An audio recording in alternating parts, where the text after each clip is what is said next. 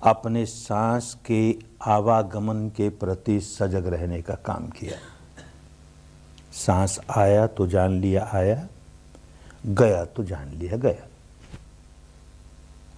सांस की कसरत नहीं की, सांस पर कोई नियंत्रण नहीं किया। बिल्कुल सांस नहीं मालूम होता हो तो 2-4 सांस जरा जोर से लेकर के जान लिया और फिर सहज स्वाभाविक सांस पर आ गए। मानो किसी ने ऐसा अभ्यास किया हो कि सांस को नियंत्रित करके ही ध्यान लगाया जाए, तो उसके मन में उलझन होगी कि ऐसा क्यों, यहाँ तो कोई नियंत्रण नहीं। सांस लंबा है तो जान लिया लंबा है, ऊंचा है तो जान लिया ऊंचा है। और इस प्रकार की अनेक शंकाएं मन में जागने स्वाभाविक है। और एक कठिनाई भी आती है। वैसे तो किसी प्रकार की भी साधना करें तो थोड़ी सी प्रारंभिक कठिनाइयां तो आएंगी ही।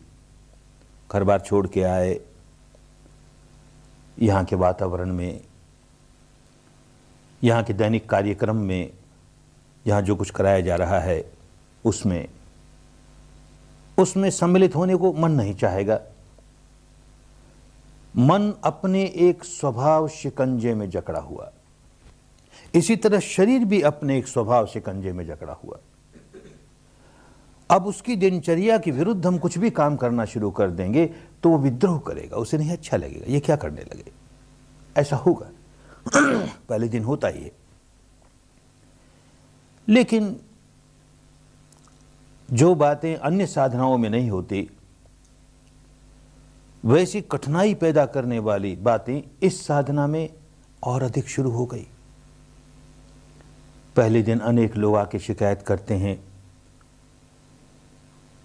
कि बैठते ही मेरा तो पांव बड़ा जोरों से दुखने लगा, कोई कहता मेरा सिर फटने लगा, कोई कहता मेरी कमर टूटने लगी, कोई कहता जी घबराने लगा, जी करता भाग जाऊं यहां से, कोई कहता और कुछ नहीं तो ऊँघ ही आने लगी, बहुत ऊँघ आती है, बड़ी नींद आती है।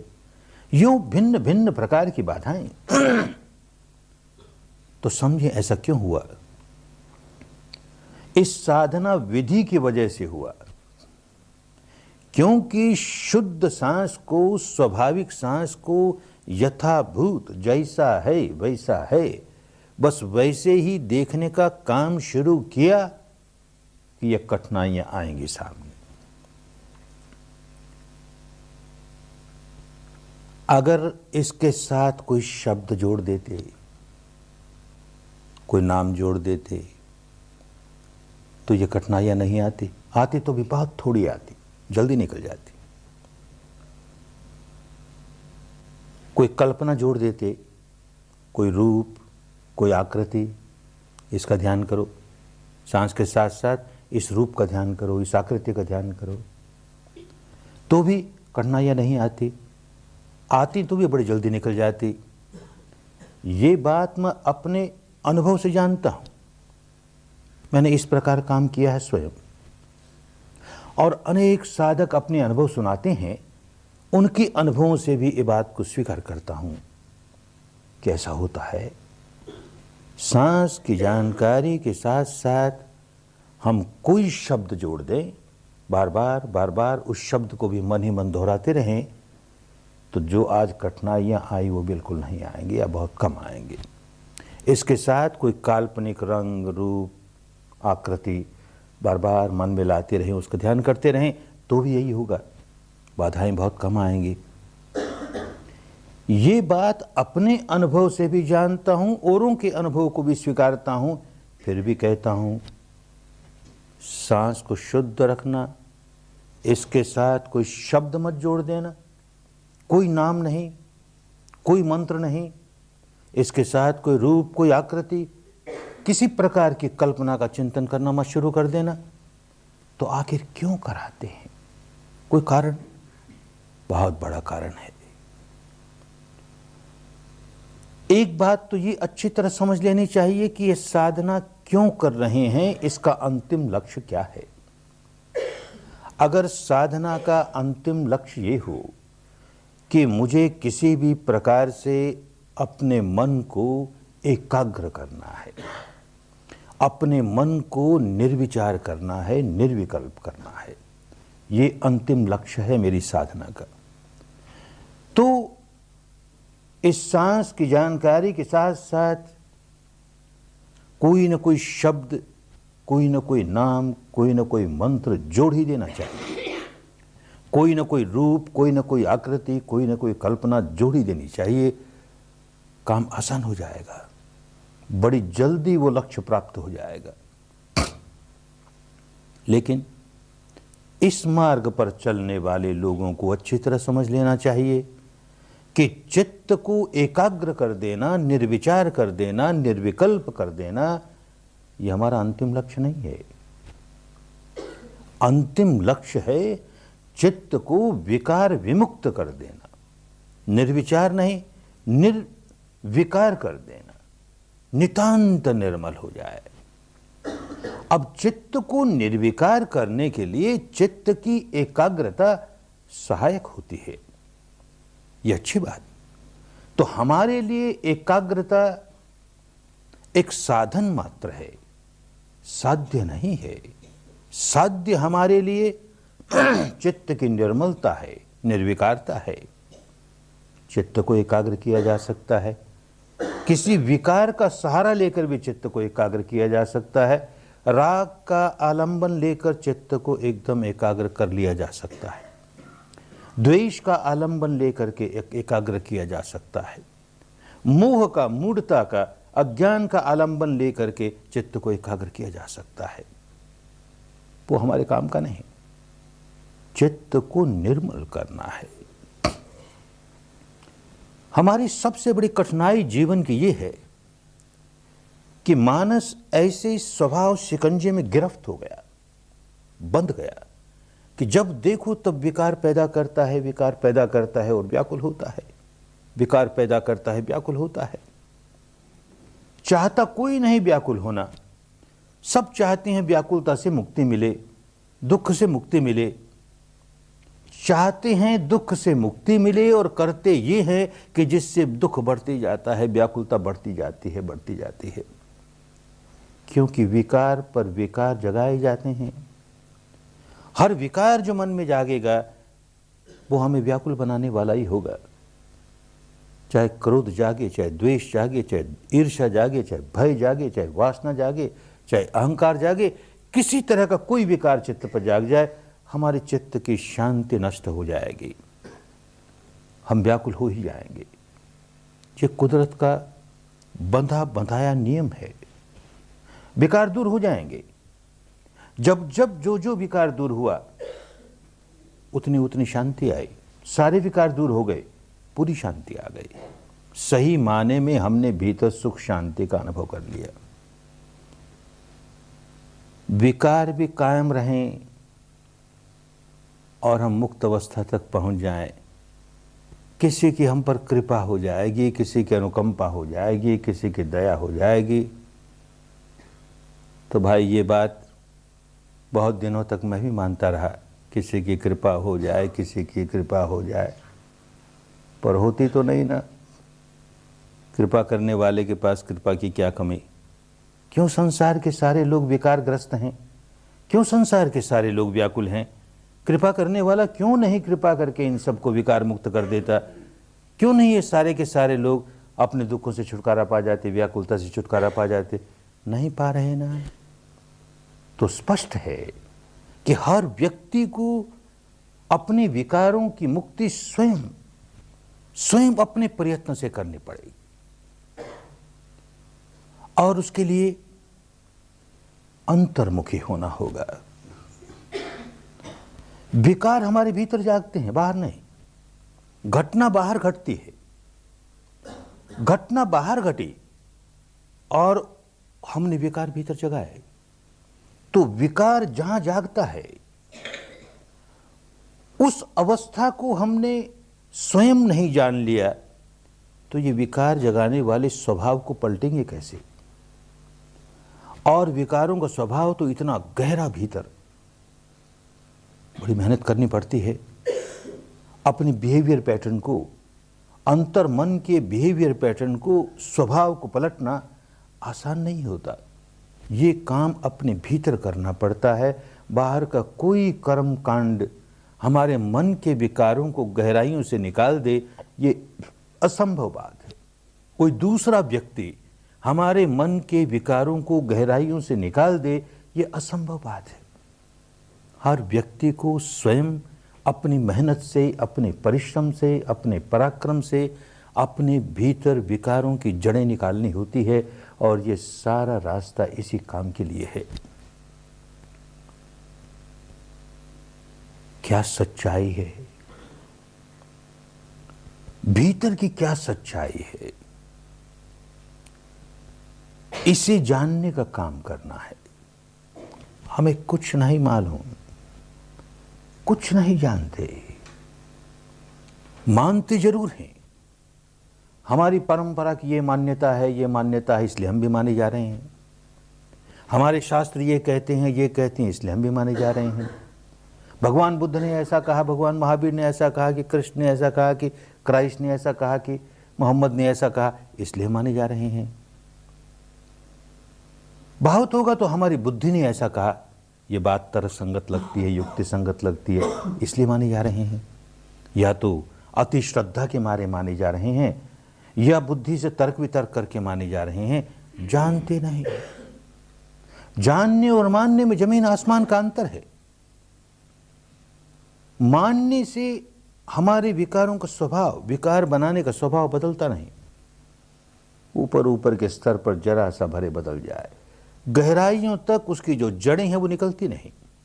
जानने लगे, अनुभव होने लगे, तब देखेंगे किस प्रकार जड़ों से हम अपने विकारों को बाहर निकालने लगे।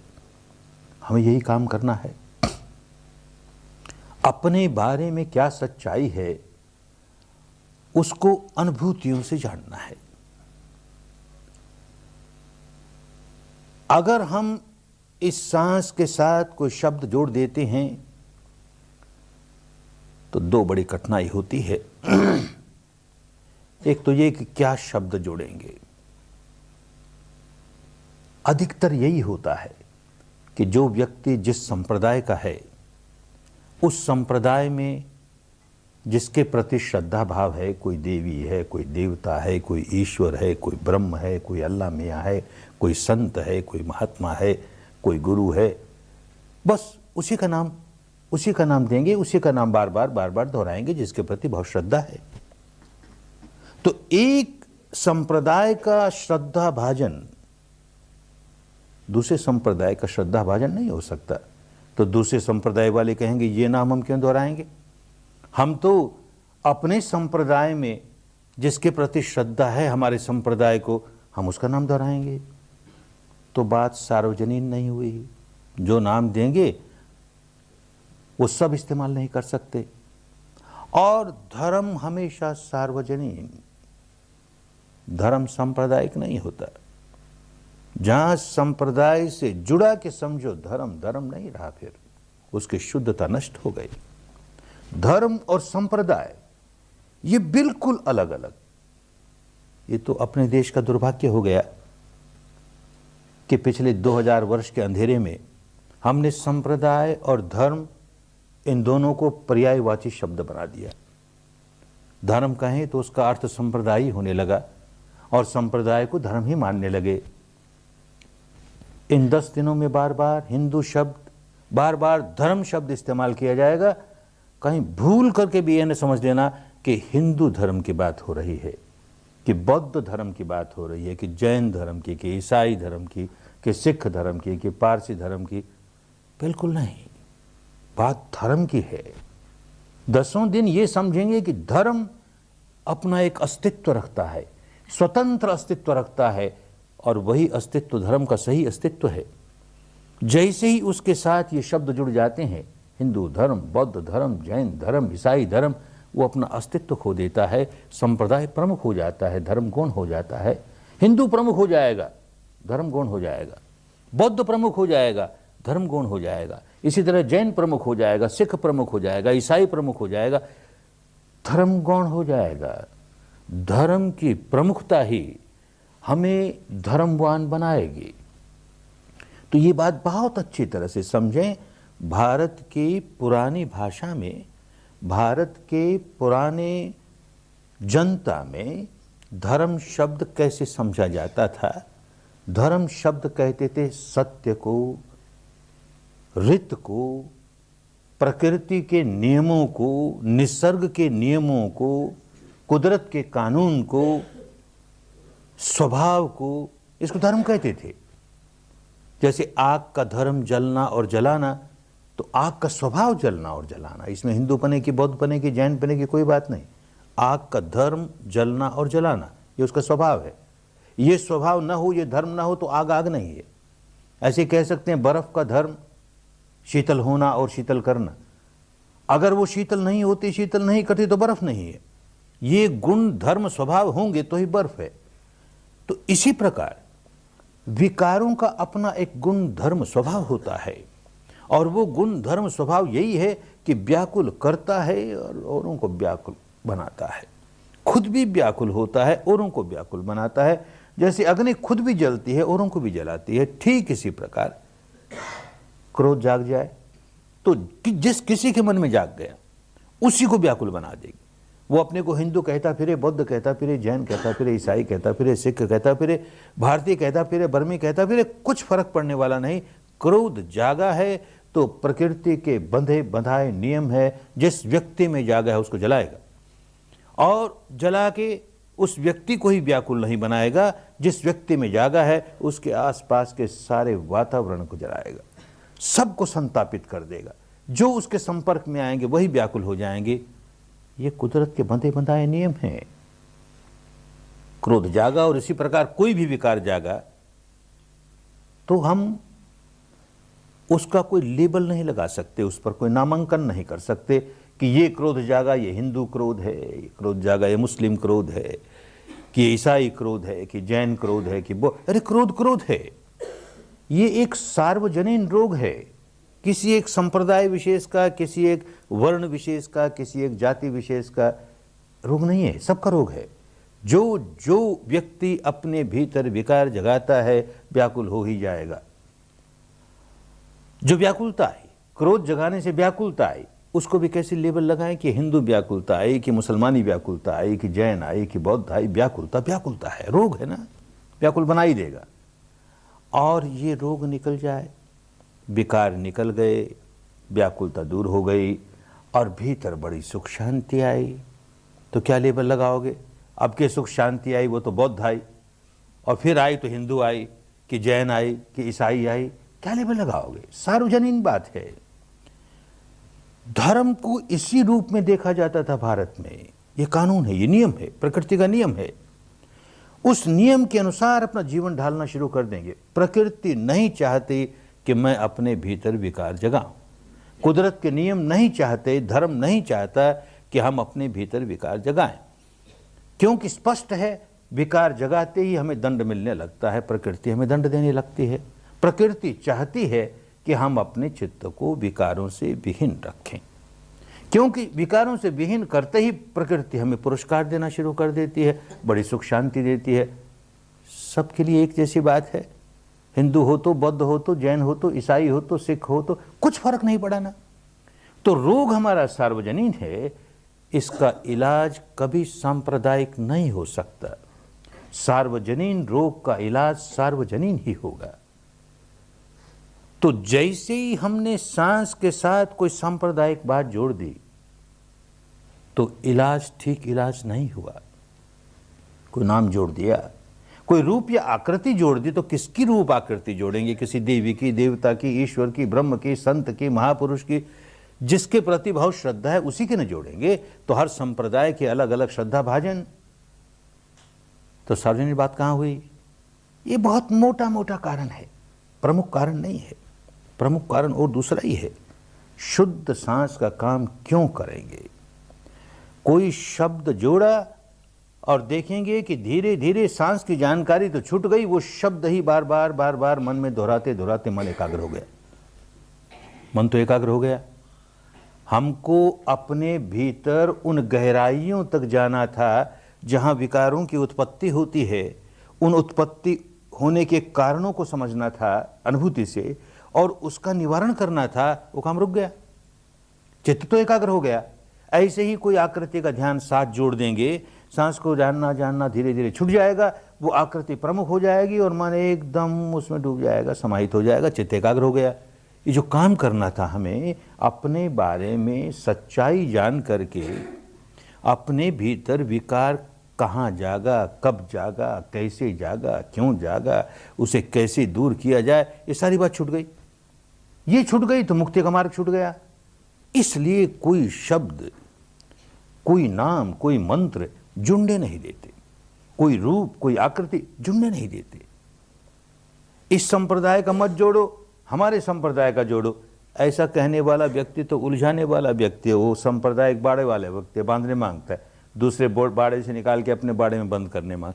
कोई नाम नहीं, किसी संप्रदाय का नाम नहीं, रूप नहीं, आकृति नहीं, शुद्ध सांस के सहारे। अब समझें कि शुद्ध सांस के सहारे क्या मिलेगा। शुद्ध सांस के सहारे चलते चलते अपने भीतर अपने बारे में जो सच्चाइयां हैं वो उजागर होनी शुरू हो जाएंगी, अनुभूति के स्तर पर उजागर होनी शुरू हो जाएगी। अपने बारे में क्या सच्चाई, अपने बारे में जो सच्चाई है, ये सारा शरीर स्कंद बुद्धि के स्तर पर कहता है शरीर मैं नहीं, मेरा नहीं, मेरी आत्मा नहीं, शरीर भिन्न, आत्मा भिन्न, क्योंकि बचपन से ऐसे ही सुनते आया, वो लेप लगे हैं। भीतर जाके देखेगा तो पता लगेगा कि सच्चाई ये है कि व्यवहार जगत में ये शरीर ही मैं हो गया, शरीर मेरा हो गया। इस शरीर के प्रति ऐसा तादात्म्य स्थापित कर लिया, मैं मेरा, मैं मेरा, और इतनी आसक्ति पैदा कर ली कि इसकी वजह से, इस आसक्ति की वजह से तनाव पर तनाव पैदा करता है, तनाव पर तनाव पैदा करता है, विकार जगाता है, व्याकुल होता है।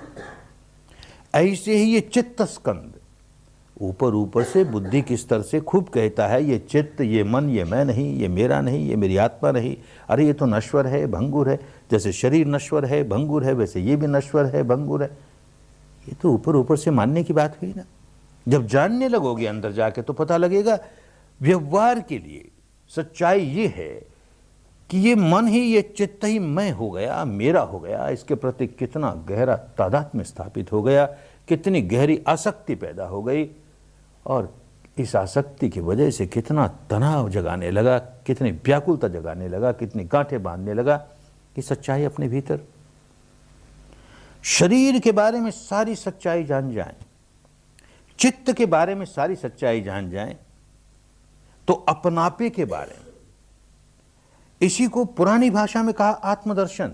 आत्मदर्शन माने स्वयं, जिसको मैं किए जा रहा हूं, उसको अनुभूतियों से जानूं, वो आत्मदर्शन, वो स्वयं। इसी को कहा सत्य दर्शन। सत्य बिना अनुभूति की हुई बातों को सत्य मान लेना,